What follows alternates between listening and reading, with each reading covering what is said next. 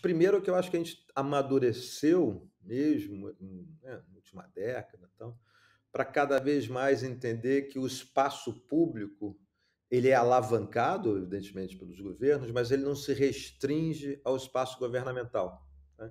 Então que a gente precisa entender esse espaço público como, essa responsabilidade, dado que são eleitos, que tem capacidade de gerar escala, que são os governos municipais, estaduais e o governo federal, mas que isso tem que ser compartilhado com a sociedade civil organizada, com as universidades, aí acho que com as fundações e como um todo.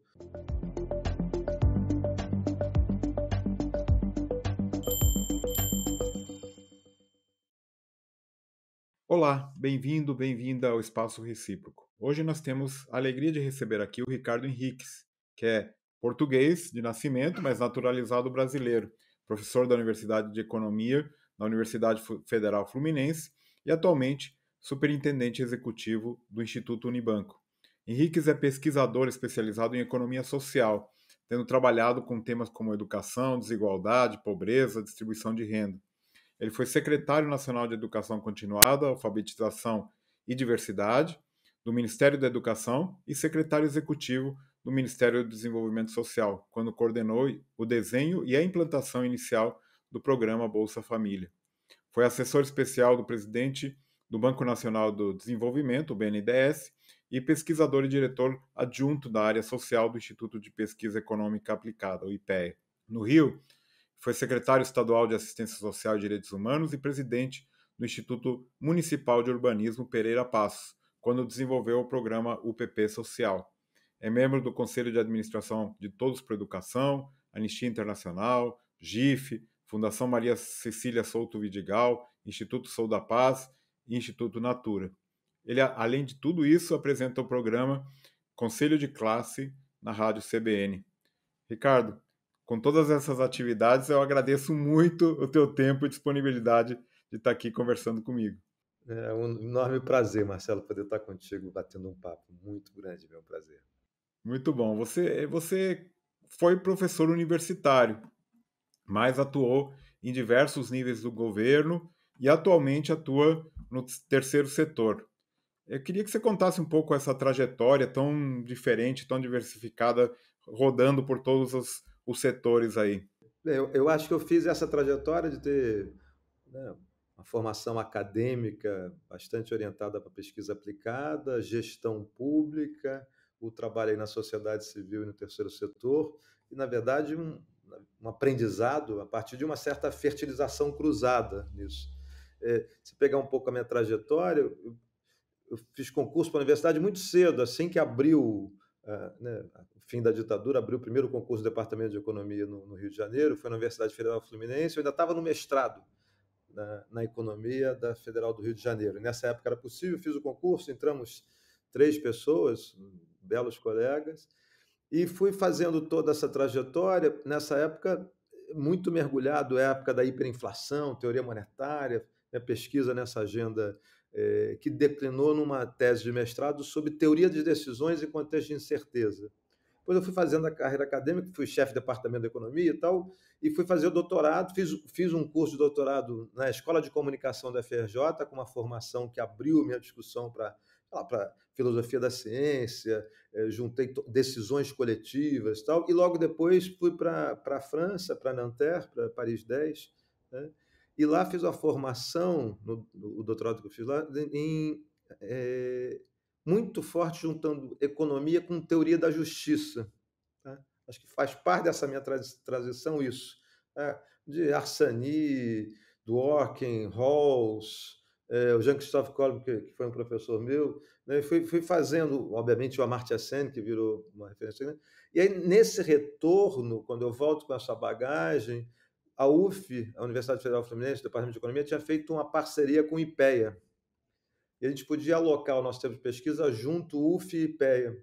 Eu volto, então, seguindo dando aula no Departamento de Economia, mas no Instituto de Pesquisa Econômica Aplicada, junto com o Ricardo Paes de Barros. Já em toda uma agenda de econometria aplicada, pego essa coisa da teoria da justiça, vou para uma pauta grande sobre desigualdade, pobreza e avaliações de políticas públicas no geral, na época do governo Fernando Henrique, avaliando aquelas políticas todas. E entro muito na discussão de desigualdade racial. Parte disso eu vou Estou falando muito aqui, né, mas só para pegar esse conceito. Vou para a conferência sobre intolerância racial da Unesco, parte do documento oficial nosso, toda vamos dizer, a base de dados daquele documento são 2 ou 3 papers que eu tinha feito, entrando muito nessa agenda de desigualdade, e aí nesse processo, mergulhado em entender política pública na área social, desenhar, redesenhar, avaliar, etc., eu recebo um convite para ir, porque eu começo no governo do Estado do Rio de Janeiro, no final do governo, com a governadora Benedita da Silva, coordenando a agenda social. Aí depois eu vou para essa trajetória que você falou, vou para o Ministério do Desenvolvimento Social como secretário executivo, lá Bolsa Família, a gente faz a primeira regulamentação do Sistema Único de Assistência Social, cria uma Secretaria de Avaliação de Política Pública dentro do Ministério, que depois segue até hoje, é uma referência importante para toda a avaliação de políticas públicas. Daí eu vou para o Ministério da Educação, a gente também desenha a SECAD, que é a primeira vez que o Ministério da Educação tem uma agenda dedicada para enfrentar a desigualdade e pobreza dentro da política educacional como um todo. Então, vai de educação indígena, quilombola, para a questão de negros, a questão de educação do campo, jovens e adultos, meio ambiente, educação em prisões, ou seja, tudo isso fica organizado. Sigo aí, vou para. Segue essa trajetória, muito trabalhando com a Unesco, vou para a Secretaria de Direitos Humanos e Assistência Social do Estado, aí faço essa agenda de políticas integradas de territórios, né, que é o PP Social, vou para o urbanismo com essa ideia, e o tempo todo, eu acho que aí, para a tua pergunta, estou falando muito, mas é como é que a gente leva a uma consequência bastante consistente a ideia de trabalhar com evidências para desenhar e implementar políticas o tempo todo com estruturas de monitoramento e de avaliação. Quer dizer, eu trago essa cultura estruturada, né, do percurso acadêmico, com a densidade que a academia precisa, mas não só com pesquisa aplicada, mas pesquisa aplicada orientada para soluções de política pública, né? E aí, nessa passagem final, eu vou para o mundo das fundações, dirigindo o Instituto Unibanco, que está totalmente dedicado a isso, né? Ensino médio, parcerias público-privadas com redes públicas, né, de ensino, né, estaduais, e o tempo todo nesse equilíbrio entre o que a gente pode ser pertinente, mas sempre agnóstico, né, para poder avaliar o que é preciso, ter um sistema de monitoramento estruturado e estar atualizado, evidentemente, com as referências do mundo, com a literatura, etc., mas o tempo todo obcecado por estar orientado para uma política pública eficaz, eficiente e efetiva. Né? E como é que a gente vai fazendo isso? Então, essa minha síntese de trajetória dá um pouco essa história de juntar esse mundo da academia com rigor acadêmico, a política pública orientada para resultados, para transformação efetiva, e entendendo que esse espaço público não é simplesmente governamental, né? Que ele é atravessado pelas universidades, é atravessado pela sociedade civil, é atravessado pelas fundações, evidentemente, e a política pública, a responsabilidade daqueles que são legitimamente eleitos para isso, né? Então, bem, essa trajetória que eu fiz aí, um pouco, é verdade que não é muito usual, mas É impressionante, né? E tem essa questão que é fundamental, que infelizmente aqui no Brasil é tão pouco usada, né? Que são as evidências, né? As avaliações, evidências que estão tão importantes. E justamente nessa questão que eu queria te perguntar o seguinte: você tem aí atuado em temas de absoluto interesse nacional, como educação, desigualdade, pobreza, distribuição de renda. Eu sei que é uma pergunta complexa, mas a sensação que eu tenho é que a gente deu uma estagnada. Será que a gente está avançando algo nesses tópicos? não, a tua sensação eu acho que é absolutamente correta na agenda social como um todo, mas essa estagnação é nesse período muito recente, talvez, Marcelo, a gente não esquecer, né, para os debates futuros, é que pós-constituinte o país entrou numa trajetória de melhoria do ponto de vista da política social, né? Na enfrentamento da pobreza, da desigualdade, na agenda de educação, na agenda ambiental, na agenda da saúde, né? E uma melhoria que a virtude, talvez, nossa, é que teve alternâncias de poder, obviamente no governo federal, mas também nos entes subnacionais, e a gente conseguiu seguir essa trajetória de melhoria. Problema, e aí a educação, isso é categórico, é que numa velocidade aquém do que a gente era necessário. Então, foi melhorando, mas a gente precisava acelerar a velocidade dessa melhoria. O que acontece no período recente é que o governo Bolsonaro, né, obviamente agravado pela forma com que enfrentou a pandemia, impõe um interregno na qualidade e nessa evolução contínua das políticas públicas no campo social como um todo. Certo? É uma abrupta ruptura, tá certo? acho que, por um lado, irresponsável, por outro, uma certa incompetência, por não conhecer muito, mas mais do que isso, me parece que é contra os fundamentos daquilo que a gente estava falando antes, da boa política pública, baseada em evidências, baseada em elementos que deram certo, reconhecendo os erros, né? Porque essa coisa de evidência não é. Muita coisa dá errada, e a gente tem que aprender muito com elas. Então, o que eu acho que acontece nesse período é a suspensão de uma evolução. Tá certo? Às vezes ela era mais veloz, às vezes ela era mais lenta, mas era sempre contínuo. E não só, e acho que é muito importante isso, desmonte dos fundamentos da boa política social. A gente vê isso dentro do crescimento do desmatamento na Amazônia, da ocupação irresponsável, inclusive das terras indígenas com, sei lá, com ouro, com mineração ilegal. A gente vê isso no desmonte do sistema da assistência social. Os centros de referência de assistência social estão desmontados, completamente desmontados. Né? A gente vê isso, só para terminar, com a conjunto de pautas periféricas que o Ministério da Educação tenta colocar na política pública, né? De homeschooling, escola sem partido, ou seja, elementos absolutamente irrelevantes que desconsideram aquilo que era tanto estrutural como necessário da gente avançar, tanto no fluxo como na aprendizagem, na educação básica e na pesquisa de ponta no ensino superior. Isso tudo é esvaziado, né?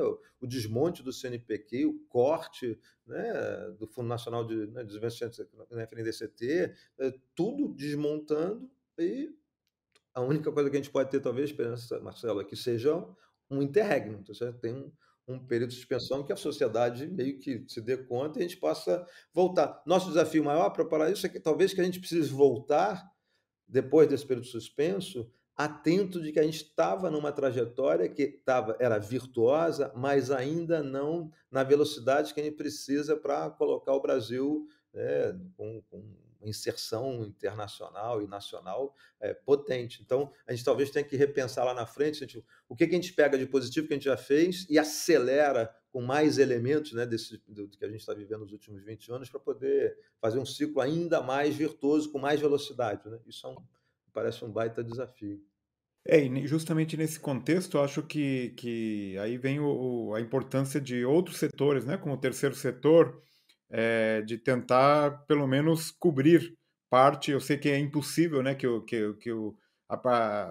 o investimento público é fundamental, mas o terceiro setor ele busca suprir um pouco estas deficiências, ou pelo menos manter essa agenda ativa e viva, né?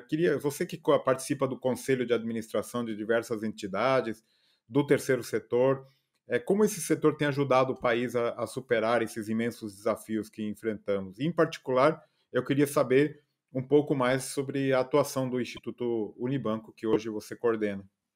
Primeiro que eu acho que a gente amadureceu mesmo, né, na última década, então, para cada vez mais entender que o espaço público ele é alavancado, evidentemente, pelos governos, mas ele não se restringe ao espaço governamental. Né? Então, que a gente precisa entender esse espaço público como essa responsabilidade, dado que são eleitos, e tem capacidade de gerar escala, que são os governos municipais, estaduais e o governo federal, mas que isso tem que ser compartilhado com a sociedade civil organizada, com as universidades, aí acho que com as fundações e como um todo. Grande potência do mundo fundacional é gerar inovações e capacidade de criar caminhos para que essas inovações não sejam casos idiosincráticos, experiências muito pequenas que têm valor em si, mas que não são generalizadas. O grande desafio é criar capacidade de inovação com tecnologias sociais as mais amplas, na educação ou fora da educação, já com condição de escalabilidade, e produzir esse espaço para que, evidentemente, a escala se dê dentro do campo da política pública, obviamente, com orçamento, com estrutura, com máquinas governamentais. Mas, então, essa ideia de que você consegue identificar nichos que precisam ser aprofundados, que muitas vezes na rotina avassaladora de um governo você não tem condição de sequer dedicar tempo para isso, né? e poder fazer essa coisa comum das fundações, que eu acho que é análogo que as universidades também podem fazer, ou seja, está com a perspectiva de pesquisa aplicada, e a pesquisa aplicada orientada para a resolutibilidade. Talvez tenha um ciclo virtuoso aqui no mundo fundacional e na universidade, que a universidade talvez possa ter um tempo de médio prazo, um mundo fundacional de mais médio para curto, e nessa integração ambos dirigirem, certo? Para o setor público caminhos que são novamente, validados, que são testados, que o piloto é validado e depois você descobre como é que você vai escalando, e sempre com uma ideia que eu acho que é fundamental, Marcelo, é que não tem certezas absolutas nesse processo, né? Que você aprende desenho de política pública, implementa, mas é sempre uma agenda de avanço contínuo, você pode estar sempre superando essa história, né? Eu acho que aí, no Instituto Unibanco, a gente tem uma agenda dedicada a rede pública, rede estadual pública, trabalhando com o ensino médio e cada vez mais indo para um Fundamental 2, mas o tempo todo numa estratégia de gestão, uma visão holística e integrada dessa gestão, que trabalha com gestão pedagógica, com gestão de infraestrutura, com gestão de pessoas, com gestão do campo relacional, mas o tempo todo reposicionando a política educacional, tanto da escola como da rede como um todo, a partir de uma visão, digamos, com mais densidade e profissionalização, trabalhando com metas, trabalhando com um repertório de protocolos que está o tempo todo dedicado a reduzir a evasão, a aumentar a permanência dos estudantes, aumentar a aprendizagem. E o que a gente tem, obviamente não vai ter tempo, o programa-chave dessa agenda, que tem um nome fantasia, que é Jovem de Futuro, ele foi avaliado de modos canônicos, né? Com as melhores práticas da economia, o que deu, as práticas que deram o prêmio Nobel para Duflo e Banerjee são as mesmas que a gente já usa há 10 anos na avaliação de impacto, né?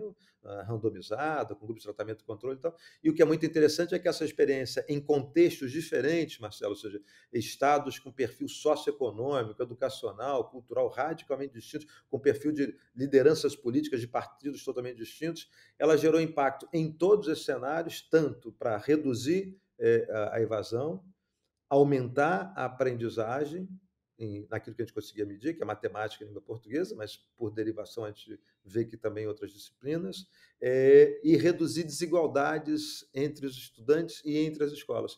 Então, medidas muito sólidas de efetividade, a gente está escalando. Hoje a gente trabalha em larga escala com 5 redes de ensino, Espírito Santo, Goiás, Minas Gerais, Ceará e Piauí.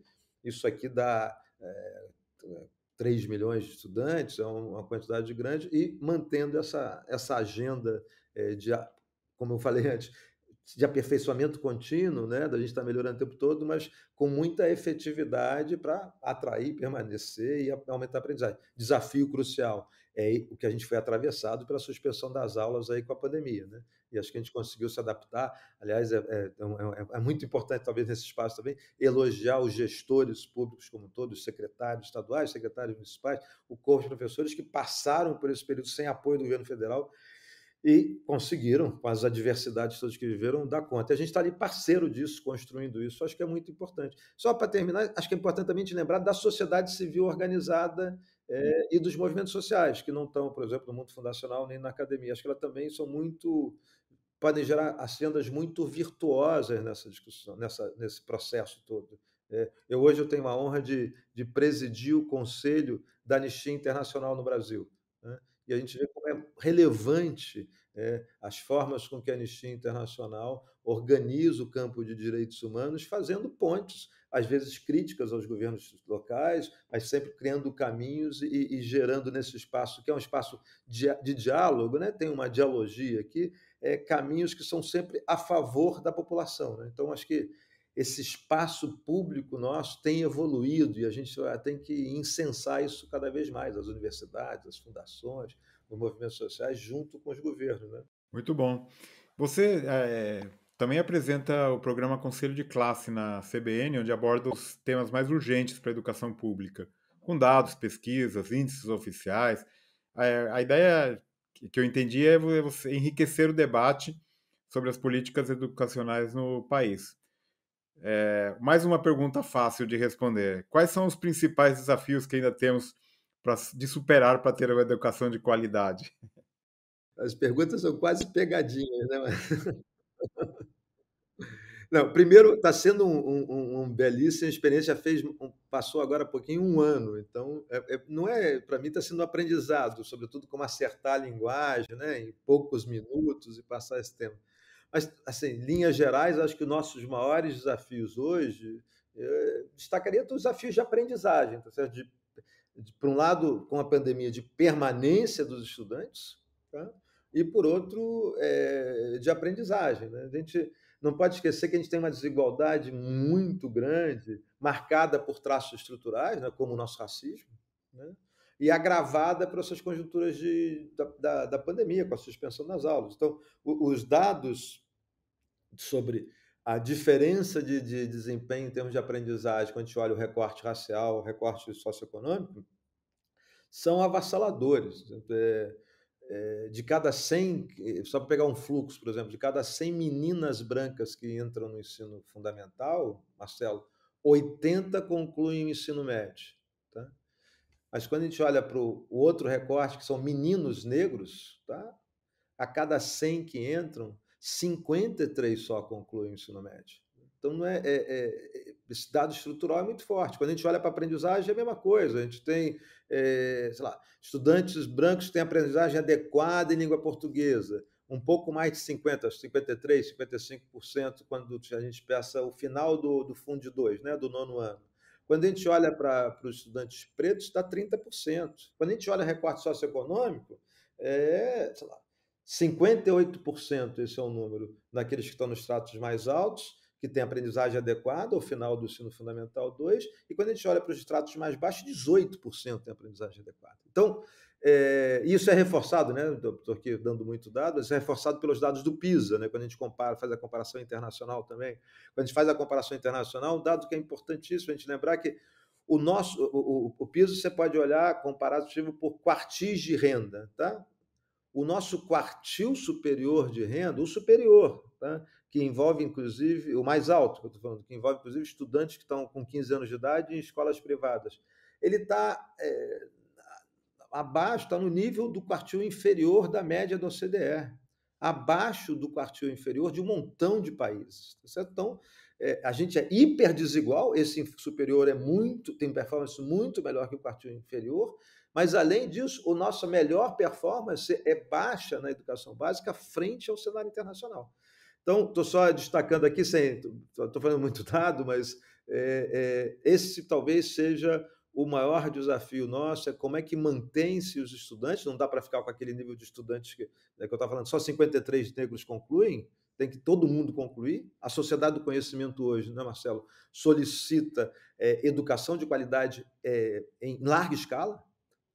A gente não fez esse salto, a gente, ao massificar o acesso à educação básica, não conseguiu ver isso com qualidade, e sem qualidade não tem como ter inserção internacional, né? Letramento em língua portuguesa, mas também em matemática, numa língua estrangeira, a princípio inglês, e letramento digital. Nem isso a gente consegue para poder estar minimamente inserido. Né? Então, o grande desafio são variantes de temas que eu trago lá no Conselho de Classe, mas o tempo todo estou assim, como é que a gente meio que recupera essas defasagens e reposiciona para poder manter todo mundo na escola, né?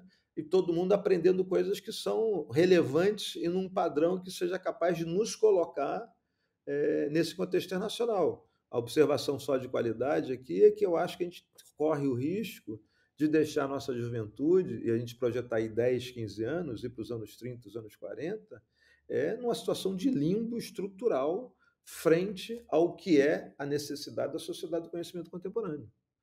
A gente tem que enfrentar isso. Né? E é um dilema. E justamente agora a gente está num momento crítico, porque queria saber a tua opinião do momento político atual, né? Eu particularmente estou bastante preocupado, né, com a aproximação das eleições agora de 2022. Queria ouvir a tua opinião, já que você vive nesses mundos aí tão diversos e como que você está enxergando esse momento. Eu também estou muito preocupado, muito inquieto. Acho que a gente está vivendo pela primeira vez a possibilidade de ter, e é uma possibilidade real, tá certo? De um governo de um governo que pode ser eleito, e é um governo contra a democracia, né? Que quer desmontar o aparato democrático e e numa pauta alinhada com movimentos da extrema-direita do mundo, que são de retrocesso do ponto de vista da civilização contemporânea, né? Acho que a gente tem isso está no tabuleiro. O país está dividido e podendo fazer opções em linha com o que diria que a de pior na história da humanidade recente, né? Com a Hungria, com a Turquia, com a Venezuela.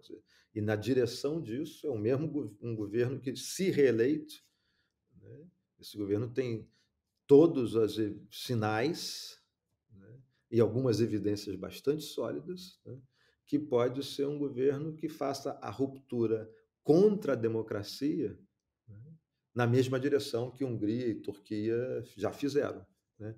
Acho que tem uma expressão, eu estava numa mesa um ano atrás com o Boaventura de Souza Santos, ele fala da ideia da disrupção retrógrada. Eu acho que é isso que a gente está sob ameaça, de uma disrupção do retrógrado. Então, a questão, para mim, para análise de conjuntura hoje, a variável mais importante, antes de falar de política pública, da política econômica, da política social, etc., é a disjuntiva entre democracia ou não democracia. Certo? Essa escolha que eu acho que a gente vai ter que fazer. E estou inquieto porque acho que existe uma possibilidade real de uma opção contra a democracia, né? Tanto pela via eleitoral, como por uma via que seria mais espúria, né, de atentado à democracia mesmo. Então, acho que a gente precisa estar muito sintonizado com isso. Não uma eleição análoga às eleições que nós temos tido desde o período, né, de abertura democrática. Ela está nacionalmente e internacionalmente num contexto em que a gente está disputando civilização contra a barbárie, né? Acho que é meio isso. Então, por isso, tem que ter medo mesmo, Marcelo. Tem que ter medo. Bom, queria agora que você recomendasse, já para ir finalizando, um livro, um podcast, uma série, um canal do YouTube, qualquer coisa que vier na tua cabeça. Livro. Eu acho que, assim, livros brasileiros muito importantes. Acho que o livro sim, recente, o livro do Bruno Paz Manso sobre a República das Milícias é incontornável para se entender o país hoje, tá? Eu acho que tem um livro que conversa com um pouco a tua área, você aqui ousado, mas é de uma amiga que eu gostei muito, o livro da Tatiana Roque, o dia que a gente voltar de Marte, o que voltarmos de Marte, não sei direito como é o mesmo mais o título, mas é muito importante. Acho que tem um livro não tão recente, que é de 2019, quando eu li, e que foi traduzido, que eu acho que é importante para vários dos argumentos que eu tenho falado sobre a realidade hoje, que é um livro do François Dubé, que é O Tempo das Paixões Tristes. Tá? Eu recomendaria bastante. E na literatura, acho que o que virou best-seller, mas nunca esqueceu, o livro do Itamar Vieira Júnior, O Torto Arado, acho que é importante. Podcast, Fórum Teresina, mas que é muito legal, né? Né? Aquele outro... a gente estava falando, né? O caso lá que tem um retrato do Bolsonaro, que é, como é que chama? Retrato Narrado, que a Rádio Novelo faz. Eu acho que é um podcast bem legal também. Bem, já falei muitos, não sei se está bom. Muito bom. Bom, e para finalizar, um ping-pong. Queria que você lembrasse aí a tua melhor e a tua pior lembrança da época da graduação ou da pós-graduação. Ping-pong é sempre difícil. A minha melhor lembrança não tem nada a ver com isso tudo que a gente falou, que tem uma certa elegância acadêmica, mas a minha melhor lembrança, eu fiz economia na Universidade Federal do Rio de Janeiro, que é num prédio histórico absolutamente fantástico, que é um prédio que foi inclusive um asilo, um presídio, tal, né? Mas ele tem o teatro de arena. E uma memória fantástica é que tinha uma colega de outra turma, Monique Gardenberg, que depois virou diretora de cinema, que ela começou a fazer festivais de música no Teatro de Arena. Então, eu me lembro, por exemplo, de ver dos primeiros shows da Marina Lima e de vários grandes shows. Então, essa memória era incontornável. A faculdade ficou muito melhor com esses shows do fim de semana. Isso é uma boa memória. A pior memória, aí você quer me matar. Ficar fazendo lista de exercício até de madrugada e não entregar na hora no doutorado. E alguma aula inesquecível? Marcelo, eu tive professores inesquecíveis, posso falar assim, em vez de aulas específicas? Na época do mestrado, dois professores marcantes. Minha orientadora de tese, Maria da Conceição Tavares, tá? E o Antônio Barros de Castro, que foi um cara de uma erudição incrível. Depois, quando eu fiz o curso na ECO, na Escola de Comunicação, o Márcio Tavares do Amaral, um filósofo de primeiríssima. E depois lá fora, acho que eu fiz alguns cursos. O meu orientador também, na época, o Arnaud Bertou, que foi muito importante, filosofia. O Jean-Pierre Dupuy, que foi um cara muito importante para toda essa minha literatura de renda básica, veio com isso. Os cursos do Jean-Christophe Colin, que é um cara que escreveu na mesma época que o, perdão, que o John Rawls, a mesma coisa, e aquela coisa, um escreveu em inglês, outro escreveu em francês, e ele não foi reconhecido, mas era absolutamente genial. É isso. Eu fiz dois cursos, quer dizer, dois cursos com, não sei se eu estou, com Castoriadis, tá? E dois cursos com Jacques Derrida. Esses dois cursos que foram totalmente fora da minha linha de pesquisa, né, que eu depois fazia essa coisa de pesquisa social aplicada, não sei o quê, foram muito importantes, porque eram assim, dois gênios completos abrindo a reflexão crítica de um jeito que ambos me marcaram muito. Bem, então são várias aulas desses caras. E o educador que você admira? Eu acho que Sueli Carneiro e Cida Bento. Eu acho que são duas mulheres negras muito potentes. Acho que a gente não pode esquecer que a gente tem essa linhagem, né? Anísio Teixeira, Paulo Freire e Darcy, né? Darcy Ribeiro. Essa linhagem nos dá uma coisa de uma nobreza incrível no mundo como um todo. Mas eu descartaria essas duas educadoras do mundo, Sueli Carneiro e Cida Bento. Legal. E para finalizar, qual que é a grande habilidade que você tem, mas que não está no teu currículo? Ficar em casa com meus filhos todos, curtindo, ouvindo música, é uma habilidade, é intangível. Muito legal. Ricardo, obrigado pelo tempo, pela disponibilidade de estar aqui com a gente e parabéns aí por todo o teu trabalho e toda a tua atuação ao longo da vida e o que você tem feito atualmente também. Muito obrigado, viu? Obrigado a você, Marcelo. É um prazer poder fazer essa conversa contigo.